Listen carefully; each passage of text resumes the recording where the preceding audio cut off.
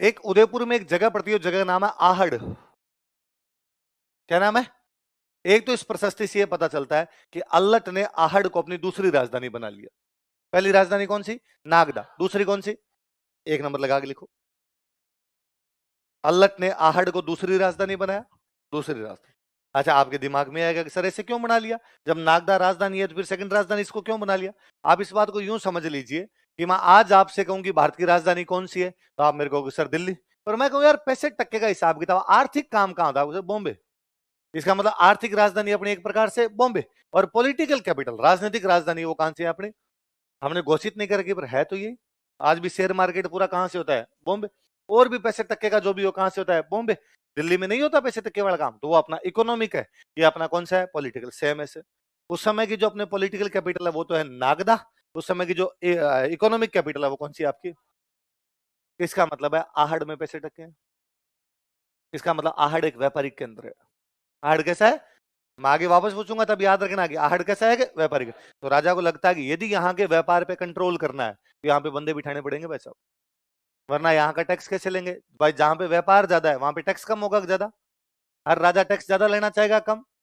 क्योंकि ज्यादा टैक्स तो सेना बड़ी, सेना बड़ी तो साम्राज्य का विस्तार ज्यादा अपने आप के अंदर। तो राजा को लगता है आहड़ वो कंट्रोल करना है, तो आहड़ कंट्रोल करने के लिए क्या करो? तो एक बंदा यहीं बिठा दो, इनकी छाती पे बिठाओ, भाई साहब पूरा टैक्स मेरे पास आना चाहिए, 1 रुपए का भी टैक्स इधर उधर जाना नहीं चाहिए। एक किसी राजकुमार को उधर बिठा दिया तो वो क्या हो गया अपने आप में? राजधानी। मुख्य राजधानी तो अभी भी कौन सी है?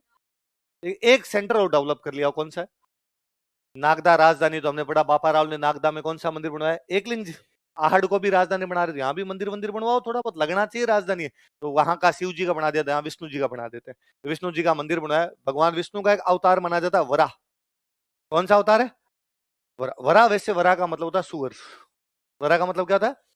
अपने जब हिंदू अवतार पढ़ते हैं तब हम पढ़ते हैं कि एक बार धरती पर जल प्रलय होने वाली थी, धरती पूरी डूबने वाली थी, तब भगवान विष्णु वराह का रूप धारण करके आए। किसका रूप धारण करके आए? और उन्होंने पृथ्वी को अपने हथेली पर उठा लिया, पृथ्वी को बचा लिया, बाकी सब कुछ जलमग्न हो गया। इसलिए कभी ऐसी फोटो देखो जिसमें भगवान विष्णु सूर्य जैसी सूअर जैसी शक्ल है और अपने हथेली के ऊपर पृथ्वी को रखे हुए, इसका मतलब कौन सा अवतार है? तो वराह अवतार मतलब कहते हैं किसका मंदिर है? विष्णु भगवान। कहां पर बनवाया गया? आहड़। किसके द्वारा? देख लो, आहड़ में वराह मंदिर का निर्माण करवाया। अच्छा, अब मुझे बताओ, जब इसको राजधानी बना दिया तो यहाँ पे अधिकारी कम चाहिए कि ज्यादा चाहिए? तो अधिकारियों के नाम लिखे हमने, कौन कौन से अधिकारी वहां पर बनाए। जैसे आप अधिकारी बनोगे सारे के सारे। आज जो अपने अधिकारियों वाली व्यवस्था होती है, इसके लिए एक टर्म यूज में ली जाती है, उसको बोलते हैं नौकरशाही। क्या बोलते हैं? इंग्लिश वाला शब्द ज्यादा अच्छा है, ब्यूरोक्रेसी। क्या बोलते हैं? देखो वैसे, देखो एक शब्द है इसमें, क्रेसी। क्या शब्द है? इसका मतलब होता है शासन। क्या मतलब होता है? एक आदमी राज करे तो कहते हैं ऑटोक्रेसी। ऑटो मतलब एक, या मोनोक्रेसी कहते हैं, एक आदमी राज कर रहा है तो हम उसको क्या कहते हैं? ऑटोक्रेसी, एक आदमी राज। जनता राज करे, जनता को बोलते हैं डेमोक्रेसी, का मतलब शासन, तो उसको क्या बोल देते हैं? डेमोक्रेसी। ब्यूरो का मतलब होता है मेज। ब्यूरो का मतलब क्या होता है? जब मेज पर बैठ के कोई राज करे उसको क्या बोलते हैं? अधिकारी आप बनोगे तो आप मेज, कुर्सी मेज लेके वहां पर कागजों पे साइन करोगे, फावड़ा लेके नरेगा पे जाओगे? कुर्सी मेज लेके राज करोगे, इसलिए आप सारे ब्यूरोक्रेसी में जाओगे। किस में जाओगे?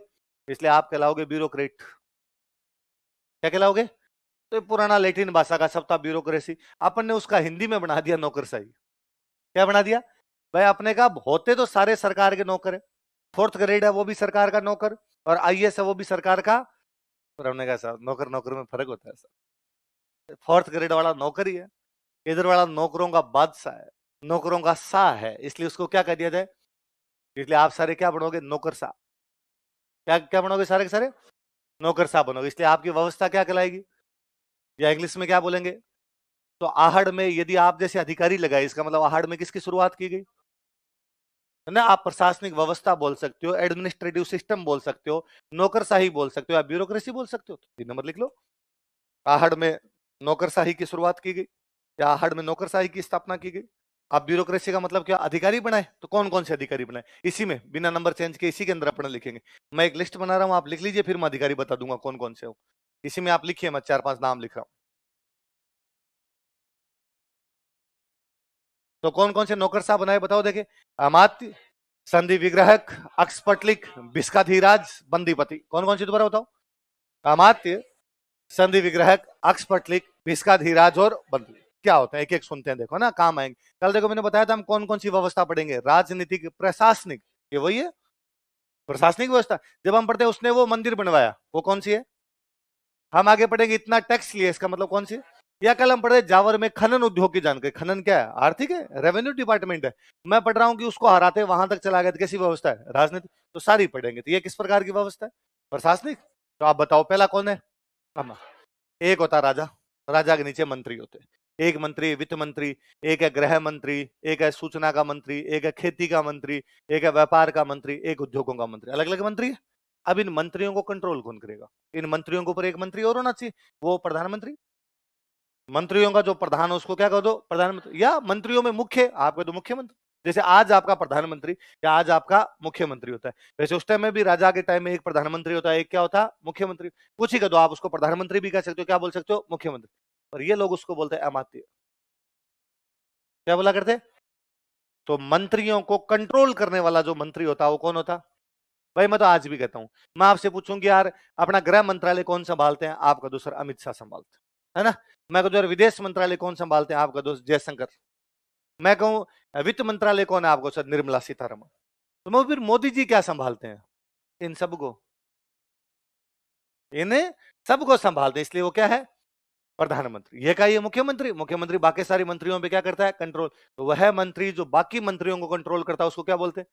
मतलब राजा अमात्य को बुला कहता है, हाँ भाई बता क्या गड़बड़ चल रही है। अब अमात्य पूछे गृह मंत्रालय से, कृषि मंत्रालय से क्या चल रहा है क्या नहीं चल रहा है, तो अमात्य का मतलब क्या हो गया?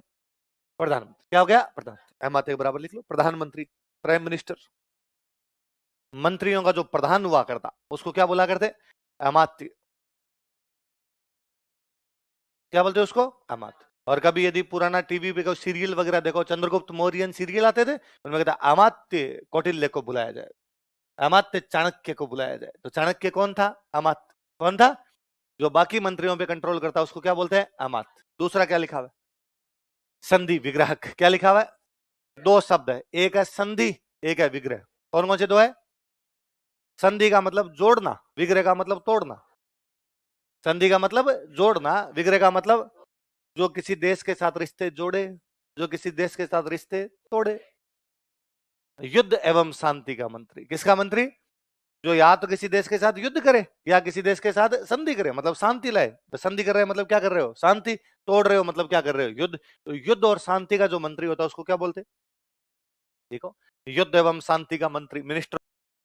आज के हिसाब से आप देखो ना, तो जैसे विदेश मंत्री, विदेश मंत्री काम क्या होता है? यही तो काम है, दूसरे देशों के साथ रिश्ते बनाने। युद्ध कौन से? अपने देश के साथ होगा, दूसरे देश के साथ।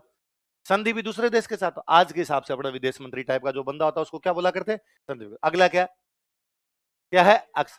जो ये ध्यान रखे कि राजा की इनकम कितनी, खर्चे कितने, है ना।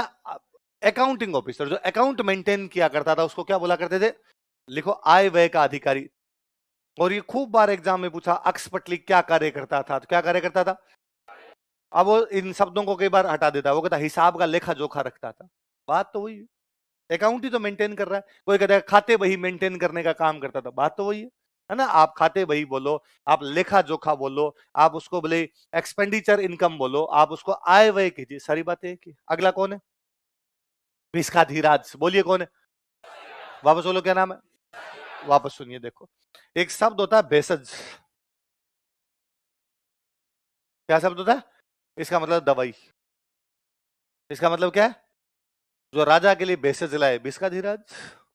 राजा का डॉक्टर कौन है?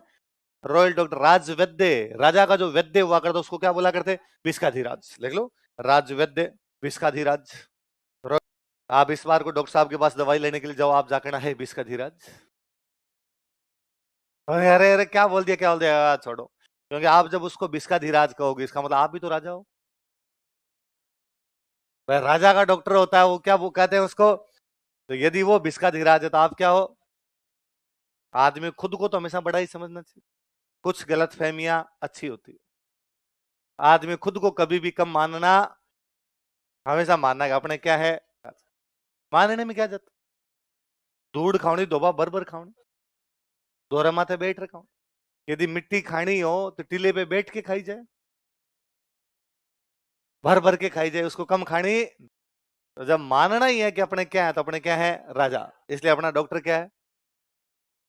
यदि आपने एक मूवी देखी हो पानीपत, पानीपत मूवी देखी किसी ने? कृति सेनन जो उसकी हीरोइन है, वो बिस्का धीराज की बेटी है। किसकी बेटी है?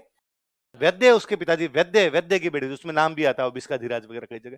तो बताओ अमात्य कौन होता? प्रधानमंत्री। युद्ध एवं शांति का मंत्री, आय व्यय का लेखा जोखा, राजा का डॉक्टर। अगला कौन है? बंदीपति वो था जो जब राजा दरबार में आता तब जोर जोर से बोलता, श्री श्री 1008 एकलिंग दीवान, राजाओं के राजा, राणाओं के राणा, महाराणाओं के महाराणा, फलान जी पधार रहे। उसको क्या बोला करते? जो राजा की प्रशंसा किया करता उसको क्या बोलते? बंदीपति। लिख लो, राजा की प्रशंसा करने वाला। उदयपुर में सारणेश्वर मंदिर में लगा हुआ एक अभिलेख, जिसको हम सारणेश्वर प्रशस्ति कहते हैं, जो कि 953 ईस्वी का है, हमें बताता है कि अल्लाह ने दूसरी राजधानी कहां बना ली? आहड़। वहां किसका मंदिर बनवाया? वराह। वराह कौन से भगवान जी कहते हैं? और वहां पर किसकी स्थापना की? नौकरशाही। कौन कौन से नौकरशाह बनाए? अमात्य किसको कहते हैं? संधि विग्रह, अक्सपटलिक, बिस्काधीराज, बंदीपति, है ना। अब कोई एक तो सिंपल सवाल ये पूछ सकता है, बिस्काधीराज किसे कहते थे? अक्सपटली का अर्थ क्या होता है? युद्ध एवं शांति का मंत्री क्या कहलाता था? राजा की प्रशंसा करने वाला क्या कहलाता था? या कभी ये पूछ ले कि मेवाड़ की प्रशासनिक व्यवस्था की जानकारी कौन सा अभिलेख देता है? कोई ये पूछ ले कि सारणसो प्रशस्ति के अनुसार मेवाड़ में नौकरशाही की स्थापना आहड़ से की गई थी, ये शुरुआत किसने की? किसने की? अल्लाह। अच्छा मुझे वापस बताओ, आहड़ को क्यों बनाया गया दूसरी राजधानी? व्यापारिक केंद्र क्या है, तो टैक्स ज्यादा मिलेंगे कम। इसमें लिखा हुआ है प्रशस्ति में कितना कितना टैक्स है, किस चीज पे कितना कितना टैक्स ले रहे हैं। तो मेवाड़ की कर व्यवस्था की जानकारी भी कोई अभिलेख दे रहा है तो कौन सा दे रहा है? एक और लिख लो, कर व्यवस्था, टैक्सेशन सिस्टम। 4 नंबर और लिख लो, कर व्यवस्था, टैक्सेशन सिस्टम।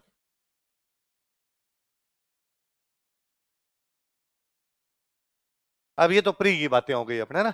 मेंस में कभी लिखने के लिए ये सेम सवाल मेंस में लिखने के लिए दे दे, सारणेश्वर प्रशस्ति से आप क्या समझते हो, बता सकते हो? सारणेश्वर प्रशस्ति अल्लट के बारे में जानकारी देने का एक महत्वपूर्ण स्रोत है, जो हमें बताती है कि अल्लट ने दूसरी राजधानी कहां बना ली। उसने आहड़ में किसका मंदिर बनवाया? उसने आहड़ में किसकी स्थापना की? साथ ये प्रशस्ति किसकी जानकारी देती है? आगे बात सुने। पर अब देखो सवाल दूसरा आपके दिमाग में आना चाहिए कि ये मंदिर शिव जी का है जहां से अभिलेख मिला है। मंदिर किसका है? जहां से क्या मिला है? अभिलेख में लिखा विष्णु मंदिर बनवाया। अभिलेख में तो लिखा हुआ है वराह मंदिर का निर्माण करवाया, और ये लिखा हुआ है शिव जी वाले मंदिर पे। फिर मैं कह रहा हूं मंदिर बनवाया आहड़ में, मंदिर कहां बनवाया? और मैं अभी बोला सारणेश्वर प्रशस्ति उदयपुर से मिली। सारणेश्वर वाला मंदिर कहां पर है? उदयपुर। अब सुनना मेरी बात को। हुआ यूं कि अल्लट ने आहड़ में एक मंदिर बनवाया, वराह मंदिर। कौन सा बनवाया? वहां पर अभिलेख लगवा दिया। वराह मंदिर के बाहर क्या लगवा दिया? अभिलेख। कालांतर में वराह मंदिर आक्रमणकारियों ने तोड़ दिया, तो उसके पत्थर इधर उधर बिखर गए, मूर्ति तोड़ के चले गए, मंदिर तोड़ के चले गए। काफी सालों बाद किसी ने उदयपुर में बनवाया सारणेश्वर मंदिर, तो उसको पत्थरों की आवश्यकता पड़ी, तो किसी ने कहा थोड़े पत्थर उधर पड़े रहे, तो उन्होंने वो भाटे ला के यहाँ लगा दिए। उनमें एक भाटा वो भी आ गया जिस पर अभिलेख लगा हुआ था। हमें कौन से मंदिर से मिला, तो हम तो उसको क्या कहेंगे, पर वास्तव में यहां का नहीं है वराह मंदिर का है। कहां का? वरना शिवजी वाले मंदिर में विष्णु मंदिर की जानकारी क्यों होगी? शिवजी वाले मंदिर में तो शिवजी की जानकारी होती है, सारणेश्वर मंदिर तो है शिव जी का, जानकारी हमें किसकी दे रहा है? विष्णु की। इसका मतलब ओरिजिनली तो ये कहां पर लगा था? विष्णु में, लेकिन वो मंदिर टूट गया होगा तो पत्थर किसी ने लाके कहां पे लगा दिया होगा, है ना। और ऐसे अनगिनत सैकड़ों लाखों पत्थर पड़े हैं अभी तक भी, जो हम पढ़ भी नहीं पाए। अभिलेख इतिहास को जानने का सबसे महत्वपूर्ण स्रोत है, क्योंकि अभिलेख जिस समय वो बिल्डिंग बनी है उसी समय का है। अब आप देखते हो आज भी कोई अभिलेख लगवाता है क्या? लगवाता है यार, कैसे नहीं। अब मैं कहता हूं कोई भी हॉस्पिटल जाइए सरकारी, उसके बाहर लिखा हुआ इस अस्पताल का निर्माण महाराणा अशोक गहलोत के शासनकाल में करवाया, मुख्यमंत्री अशोक गहलोत के साथ। बात तो वही है भाई, आज के महाराणा तो यही है, मुख्यमंत्री अशोक गहलोत के शासनकाल में करवाया गया। इसके निर्माण में इतने लाख रुपए का खर्चा हुआ था, है ना। इसके शिलान्यास में फलाने फलाने लोगों ने भाग लिया था, इसके उद्घाटन में फलाने फलाने लोगों ने भाग लिया। एक एक बात लिखी हुई, ये आज का अभिलेख, उस समय के अभिलेख हुआ, भले पड़ेगी बात। तो अब अब मान लो आज वो हॉस्पिटल वाला आपने पढ़ते तो अपने पता चलता ना कौन से मुख्यमंत्री के टाइम का उस समय कौन कौन मंत्री थे। अब मान लो इस हॉस्पिटल का ये जो आगे जो सूचना पट जो लगा हुआ नोटिस बोर्ड लगा हुआ है, आज के 200 साल बाद कोई देखेगा, उसके पास तो अशोक गहलोत के बारे में जानने का साधन है ना। वो तो कहेगा ना अशोक गहलोत नाम का कोई यहां पर एक मुख्यमंत्री हुआ था और उस मुख्यमंत्री ने यहां पर किसका निर्माण करवाया, उस दिन वो हिस्ट्री होगी। बीत चुका वो इतिहास है। आज के 200 साल अभी भी तो अपने पढ़ते हैं ना, सबसे कम समय तक रहने वाला मुख्यमंत्री कौन था, सबसे अधिक समय तक रहने वाला मुख्यमंत्री कौन है, तो कल को ये पढ़ेंगे फलाना अस्पताल कौन से मुख्यमंत्री ने बनवाया था। ये भी तो इतिहास होगा ना अपना, जो बीत जाता है वो धीरे धीरे क्या हो जाता है इतिहास। इसलिए आज भी अभिलेख लगवाते हैं। इसलिए अभिलेख इतिहास को जानने का सबसे अच्छा सोर्स है, क्योंकि वो उसी टाइम लगवाया गया जब वो बिल्डिंग बनी, वो ज्यादातर उसी टाइम लगवाया गया जब वो राजा था। अच्छा, इतिहास को जानने का एक सोर्स होती है किताबें।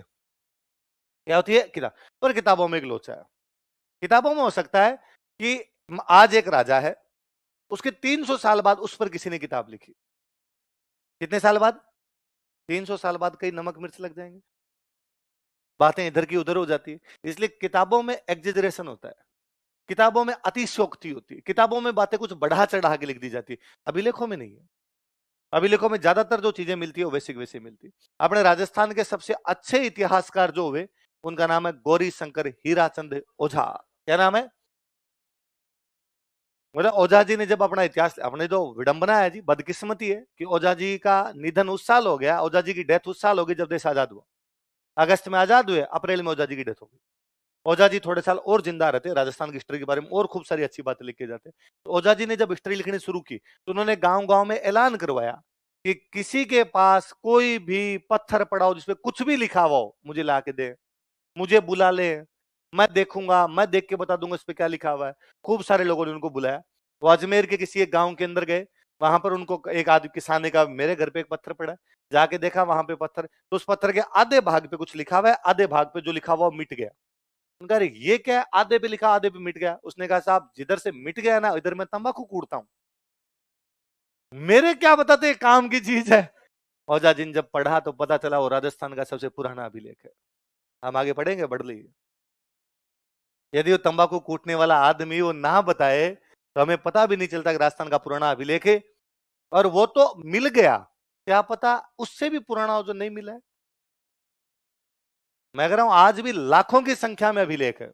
मेरे को तो हर महीने में 3-4 बच्चे कोई अब ला के कह देते हैं सर हमारे गांव में कुआं है, कुएं के बारे में कुछ लिखा हुआ है, क्या लिखा हुआ है ये सर। वो तो कुछ खूब सारे लोग हैं जो ये पढ़ने का काम करते हैं, मैं उनको कहता हूँ यार वहां भेज देते हैं, अपने को पता चल जाएगा। भले ही अब तक अपने को मेरे को किसी ने ला के दिया वो कोई 1760 का हो सकता है, वो 1820 का हो सकता है तो सही। क्या पता किसी गांव में ऐसा भी हो जो 872 का हो, किसी गांव में हो जो 437 का हो, किसी गांव में हो जो उससे भी 1000 साल पुराना जा रहा हो। लिखने की प्रक्रिया तो बहुत पुरानी है। इसलिए अभिलेख बहुत अच्छी जानकारियां देते हैं। तो यहाँ पर आपके दिमाग में सवाल उठने चाहिए। ये अभिलेख लगा हुआ है शिव जी के मंदिर में, जानकारी दे रहा है विष्णु जी की, इसका मतलब अभिलेख लगा तो विष्णु जी के मंदिर में था, वो मंदिर टूट गया होगा, पत्थर इधर से उधर हो जाते हैं तो मंदिर कौन सा आ गया वो। अरे बात समझ।